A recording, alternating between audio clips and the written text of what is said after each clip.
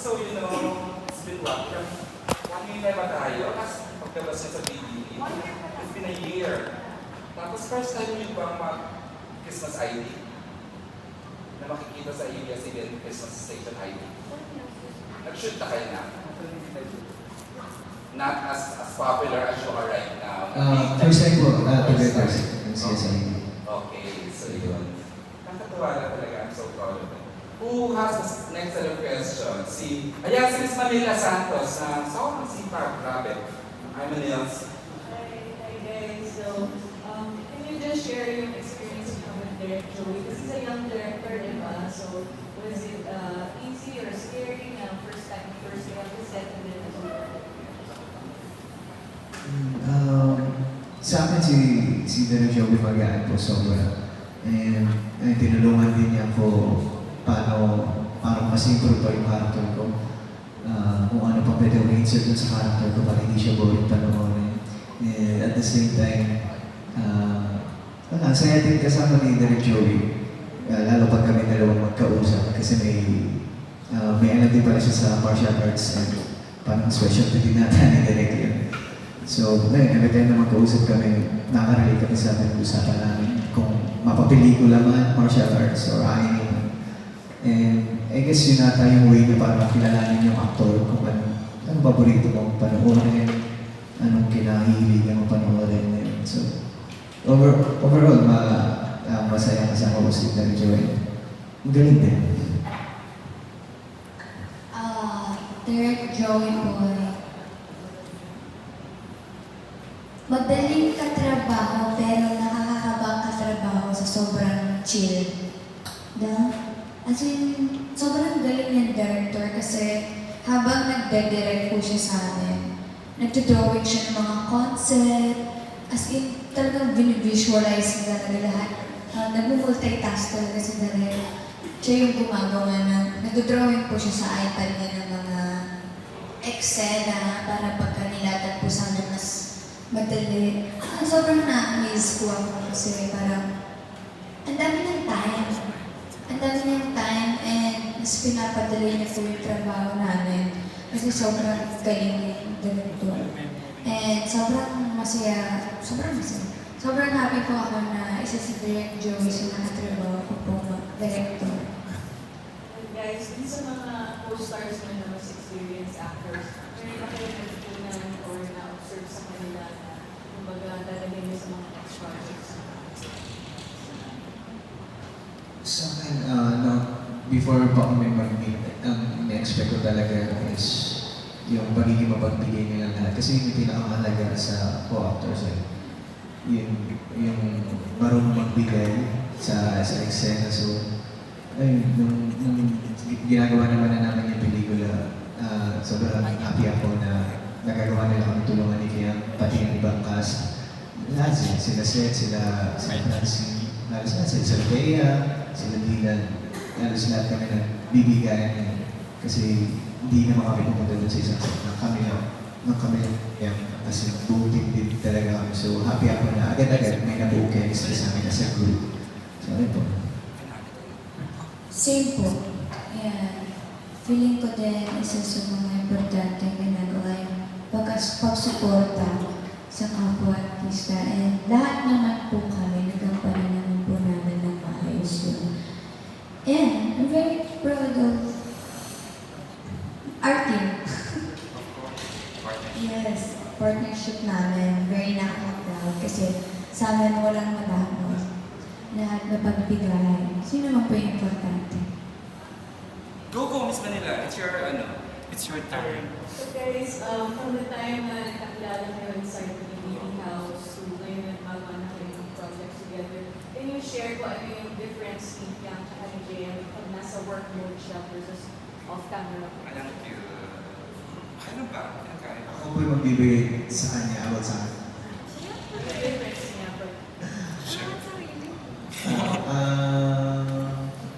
Si Tiam, yung kalunggo niya halos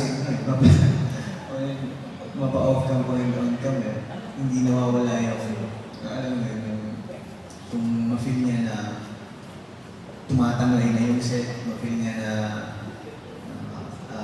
masyadong seryoso na yung set, masyadong may mga mainit na yung ulo, bigla na lang siya kung sino man yung na napapanood natin, na napapakoy, na napapanood, so bigla na lang siya maglalagay ng kasiyahan dun sa set. Ball of energy. Kahit siya na yung global, bibigyan niya ng kulay o ng buhay yung set. At least, hindi magsabay-sabay na bumaba yung energy na matapos yung set na happy lahat. Yan.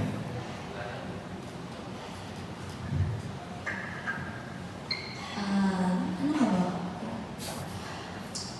Si JM off-cam, nonchalant. On-cam, nonchalant. Saan? Hindi. Si JM, pagka may work or nagtatrabaho kami, very focused siya talaga. Sobrang, paano ba? Hindi lang workaholic eh. Paano ba? May magandang term pagdating sa ganun. Hindi lang. Sobra pa siya sa focus eh. Alam mo, super focus. Hindi. Hindi lang focus, super focus. Siya kasi, every time na may taping kami, makikita mo sa kanya talaga na decidido siya sa ginagawa niya. Na sobrang focused siya sa ginagawa niya, sobrang dedicated. Sobrang dedicated niyang gawin yung isang bagay. Talagang pag gusto niya talaga, ginagawa niya. And hindi siya umuwi ng bahay niya. Hindi siya umuwi ng bahay niya.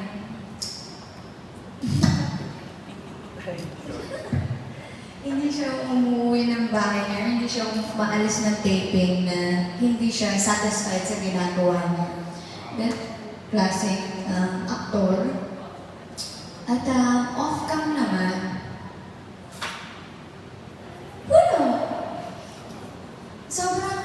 sobrang hindi naman sa nonchalant kasi pinapakita niya naman yung kulit side niya sa mga comfortable person na nakakasama niya. Alam naman ng mga taong nakapaligid sa kanya kung gano'n siya makulit pag off-cam. Dinadeny niya lang na hindi siya makulit. As in, sobrang in denial niya na hindi siya makulit. Pero ako minsan naiinis na ako. Charot. Hindi. Sobrang kulit niya, off-cam. In denial lang siya. Yun lang po. Alright. Thank you, Miss Manila. Okay, I'd like to give the microphone naman to Carlos para ko ng mega pelikula. Carlos, taray, big screen. Charot lang. Saan kayo? iPad. Wow! Kamusta ka, girl? Oy, kilala! Okay. Hello po. Hello po. For my question, pero before that, congratulations. Ang laki na ng pinagbago nyo from day 1 hanggang ngayon. And ngayon, nasa MMFF na.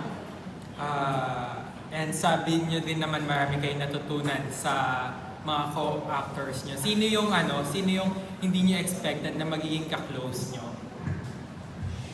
Ako si Sasa. Si Sasa.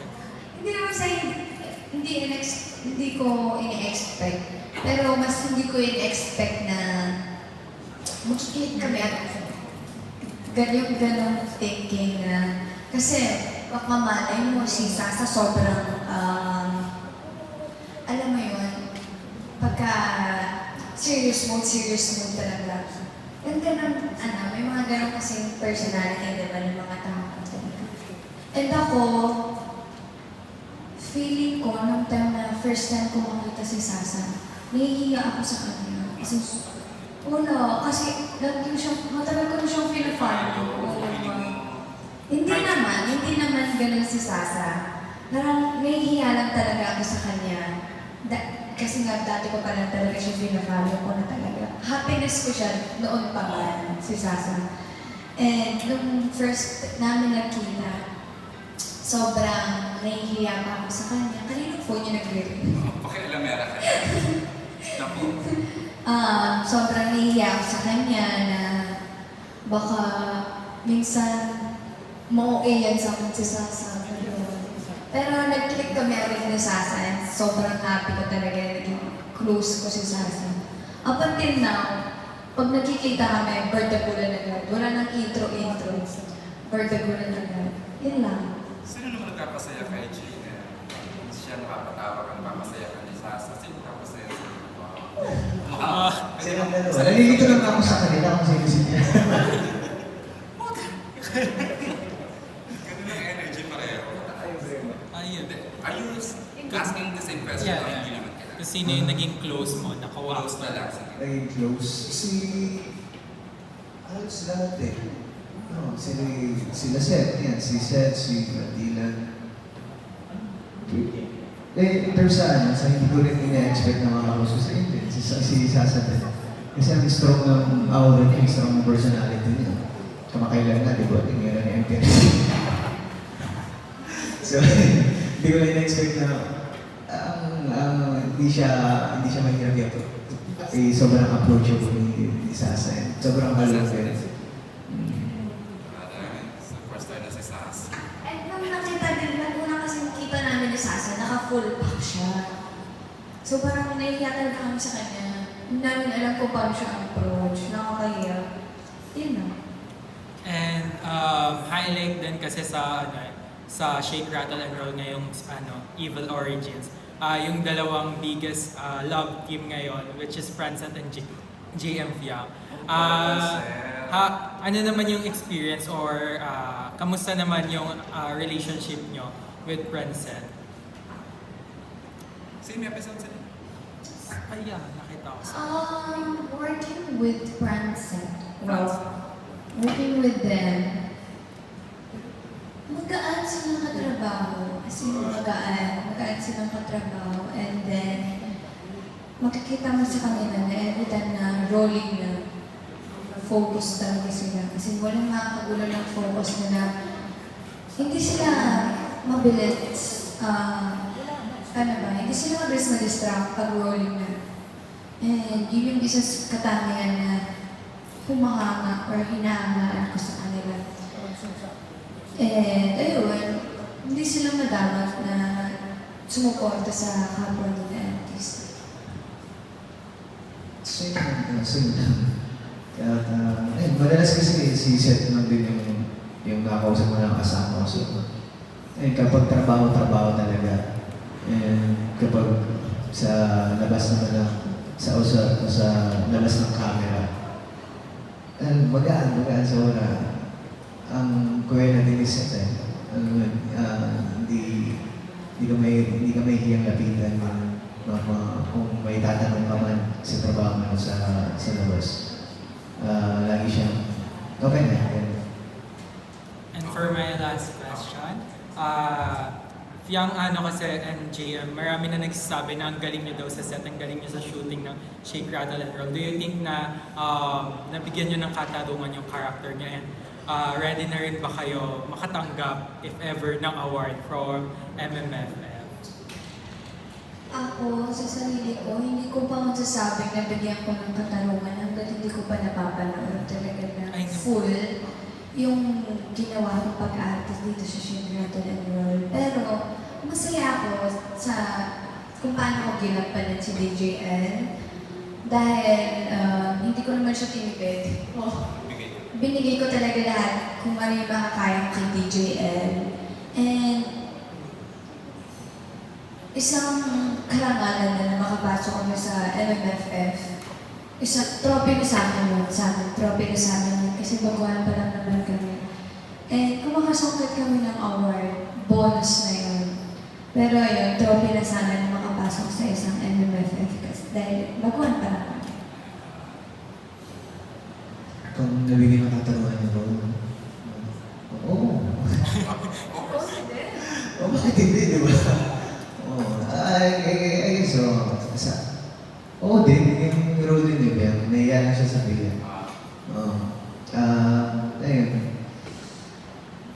Feeling ko, satisfied kami na nung natapos namin yung sa role namin, satisfied kami, naibigay namin 100%. And siguro yung award na inaasam lang namin is sana ma-appreciate ng viewers na naitawid namin yung pelikula sa role namin, nagampanan namin yung role namin. So, yun sapat na sa amin na nakarangan. I'm sure masaya ang Christmas ng mga JM Young kasi may movie sila pa ngayong Pasko. Congratulations. Thank you. Okay, we will give the next set of questions dito sa table nila John Bueno, Nas, and Miss Kate for the last set. And then, ayan si Nas din. Let me